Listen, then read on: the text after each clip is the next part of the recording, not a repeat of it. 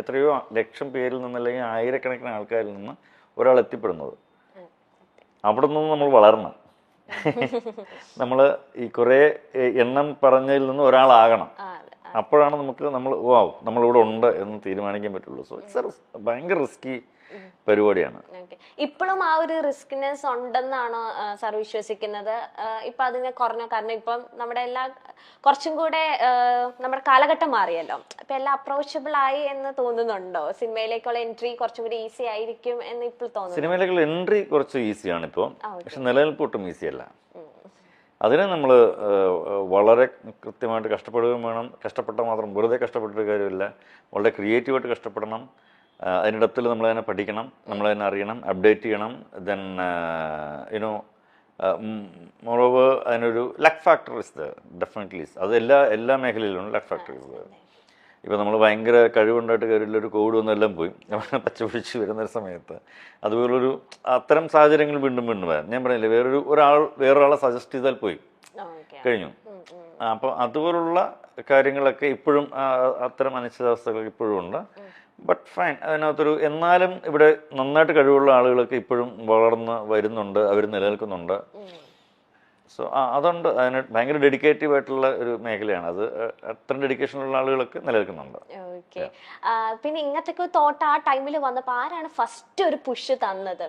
Go what ever you like എന്ന് പറഞ്ഞത് ആരാണ്? ഏതിനാണ്?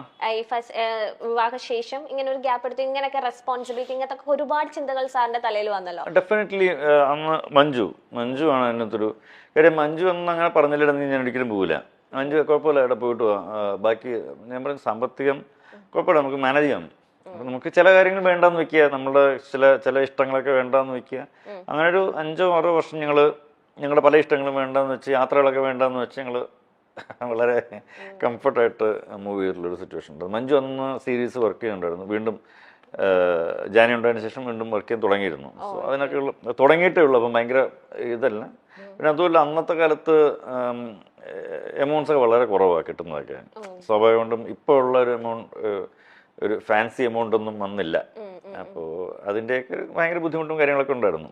ആ ബുദ്ധിമുട്ട് ഇപ്പോഴും നമുക്കുണ്ട്. അല്ല ഇപ്പൊ എങ്ങനെയാ സാർ ഇപ്പൊ സേവിങ്സ് ഒക്കെ ചെയ്യാറുണ്ടോ? എങ്ങനെയാണ് സാറിന്റെ? ഇതിന് ഫ്ലക്ച്വേഷൻസ് എപ്പോഴും വരും.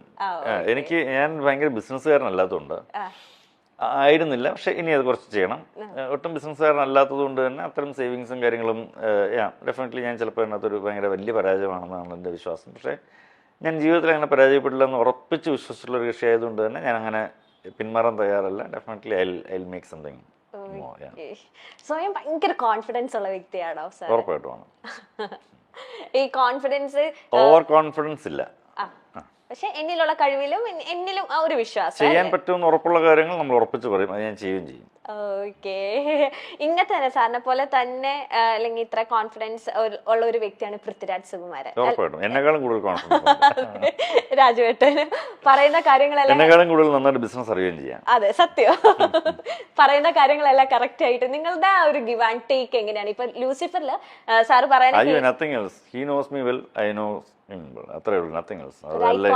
മനസ്സിലാക്കാൻ പറ്റും, ഉറപ്പായിട്ട് മനസ്സിലാവും. അത് പല സെറ്റ് ഞാൻ പല ഇന്റർവ്യൂസിൽ ഇത് തന്നെ പറഞ്ഞിട്ടുണ്ട്. ചില ഷോർട്സ് ഒക്കെ കഴിഞ്ഞിട്ട് എൻ്റെ എക്സ്പ്രഷൻ കാണുമ്പോൾ രാജുവിന് മനസ്സിലാവും രാജു ഒരു 1 more, അല്ലെങ്കിൽ എനിക്ക് അത് ഓക്കെ ആണെന്ന് കാരണം രാജുവിന് മനസ്സിലാവും ഓക്കെ. പിന്നെ നമുക്ക് ഇതൊരു ഭയങ്കര പ്രൊഫഷണലിസം ഉള്ള മേഖലയല്ലേ. നമ്മൾ ചില കാര്യങ്ങൾ വളരെ ഓപ്പണായിട്ട് സംസാരിക്കുന്നുണ്ട്, ഒരു തെറ്റുമില്ല എന്നുള്ളതാണ്. അപ്പോൾ രാജു എന്നോടായാലും ഞാൻ രാജുവിനോടായാലും ഇത്തരം കാര്യങ്ങളൊക്കെ സംസാരിക്കാറുണ്ട് എന്നുള്ളത് തന്നെയാണ്. അതിപ്പം രാജു മാത്രമല്ല കേട്ടോ, മേ ബി മോസ്റ്റ് ഓഫ് നമ്മുടെ എല്ലാ ആക്ടേഴ്സിനോടും നമ്മളങ്ങനെ സംസാരിക്കുന്നുണ്ട്. ഇപ്പം ജയസൂര്യ വന്നാലും ജയസൂര്യ ഞാനോട് നല്ല സുഹൃത്ത് ബന്ധമുള്ള വിഷയമാണ്. അതിൽ പലരുമായിട്ട് ഇന്ദ്രജിത്തുമായിട്ട് ഇതൊക്കെ ഇന്ദ്രജിത്തിനടുത്തൊക്കെ ഇത് പറഞ്ഞ ചെറുതായിട്ടൊന്നിങ്ങനെ നമ്മുടെ ഒരു ഇന്ദ്ര എന്ന് വിളിച്ചിട്ട് പറയാൻ പോയി ഓക്കെ. ഇപ്പൊ ഇങ്ങനെ ഒരു വൈബ് എപ്പോഴും നമുക്ക് അങ്ങോട്ടും ഇങ്ങോട്ടും കിട്ടും. അതുപോലെ തന്നെ ജയനും സാറ് പറഞ്ഞ കേട്ടിട്ടുണ്ട്. എൻ്റെ ഒപ്പം ഏറ്റവും ആദ്യമായിട്ട് വന്ന ക്യാമറ ചെക്ക് ചെയ്യാൻ വേണ്ടി വന്ന ഡയറക്ടർ പൃഥ്വിരാജ് സുകുമാരനാണ്. ഇപ്പോഴും ആള് തന്നെയാണ്? വേറെ ഡയറക്ടേഴ്സ് വന്നിട്ടുണ്ടോ? അതിന് മാറ്റം വന്നോ? രണ്ടുപേരെ കൂട്ടിച്ചേർക്കാറായോ? അല്ലല്ല, അതെന്താ അറിയാമോ, അതൊരു ഭയങ്കര ഡെഡിക്കേഷൻ. ഇപ്പൊ എനിക്ക് വളരെ മുമ്പ് എനിക്ക് ഞാൻ ക്യാമറമാൻ ആവണേക്ക് മുന്നേ ഞാൻ 2009 കണ്ട സിനിമ ചെയ്യുന്നത്.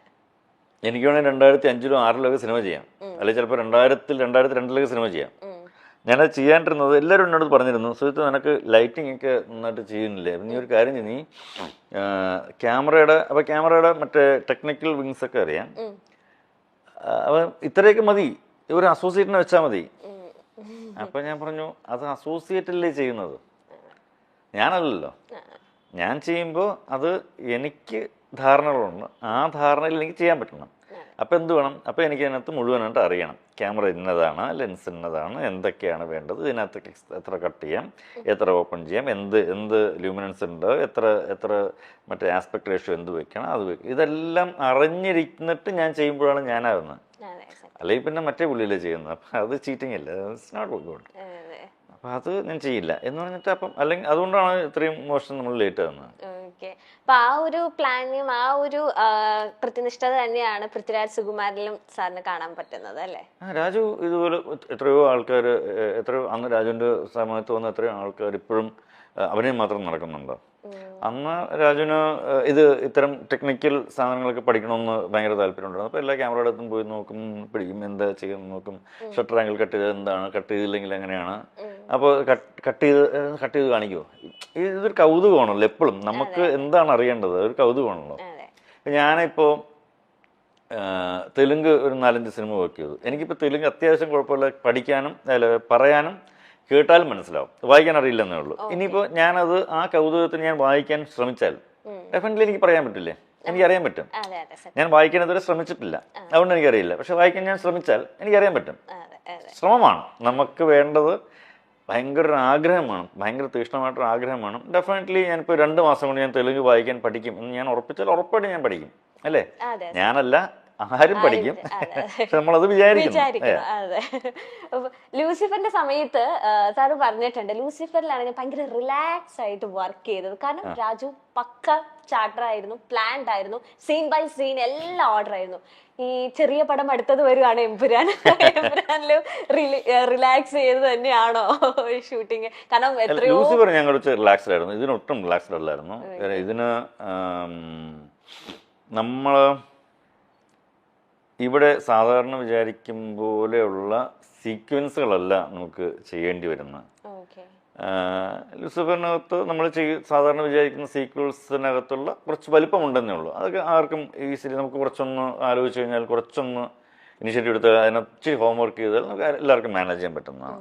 പക്ഷെ ഇത് അത്ര പെട്ടെന്ന് മാനേജ് ചെയ്യാൻ പറ്റുന്ന സീക്വൻസുകളും സിറ്റുവേഷൻസും ലൊക്കേഷൻസും അല്ല.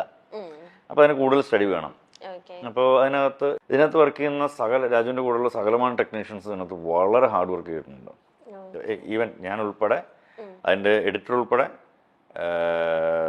അതിൻ്റെ അസോസിയേറ്റ് ഡയറക്ടർ ബാബു ഉൾപ്പെടെ, അസിസ്റ്റന്റ് ഡയറക്ടേഴ്സ് ഉൾപ്പെടെ, നിർമ്മൽ എന്ന് പറഞ്ഞ ക്രിയേറ്റീവ് ഡയറക്ടർ ഉൾപ്പെടെ, എൻ്റെ കൂടെ വർക്ക് ചെയ്യുന്ന ഏകദേശം ഒരു 10-12 ആൾക്കാർ ഉൾപ്പെടെ, ഇത്രയും ആൾക്കാരുടെ ഭയങ്കര കോർഡിനേഷൻ ഇല്ലെങ്കിൽ ഇത് അങ്ങനെ അത്ര പെട്ടെന്നൊരു ഒരു ഒരു ഒരു വർക്കൗട്ട് ചെയ്തെടുക്കാൻ പറ്റുന്ന പ്ലാൻസ് അല്ല ഇതൊന്നും. കാര്യം നമ്മൾ ഇതുവരെ അങ്ങനെ ശീലിച്ചിട്ടില്ല, ഇതുവരെ അങ്ങനെ കണ്ടിട്ടില്ലാത്ത കുറച്ചധികം കാര്യങ്ങളുണ്ട് അതിനകത്ത്. അതൊരു ഭയങ്കര നല്ല എക്സ്പീരിയൻസ് ആയിരുന്നു. എനിവേ ഒട്ടും റിലാക്സ്ഡ് അല്ലായിരുന്നു. ഇപ്പൊ എങ്ങനെയാ അവസ്ഥ? ഇപ്പൊ ഓക്കെ. ഞാൻ പറയുന്നത് ഷൂട്ട് കഴിയുന്നവര് എല്ലാ ദിവസവും അടുത്ത ദിവസം അയ്യോ അതെന്താകും എന്നുള്ള ടെൻഷൻ ഇങ്ങനെ എപ്പോഴും കയറി വരും. ഞാൻ ലൂസിഫർ കുറച്ച് റിലാക്സ്ഡ് ആയിരുന്നു എന്ന് പറഞ്ഞത് നമുക്ക് നമ്മുടെ കൺട്രോളിൽ നിൽക്കുന്നുള്ളതുകൊണ്ടാണ്. അങ്ങനെ റിലാക്സ് പറഞ്ഞാൽ ചില്ല് ചെയ്ത് ഷൂട്ട് ചെയ്തു എന്നുള്ളതല്ല. മനസ്സിലായി. അങ്ങനെ ഒരു നല്ല ടീം ഉള്ളത് കൊണ്ടാണ് അതിനെ എക്സിക്യൂട്ട് ചെയ്യാൻ പറ്റുന്നത്.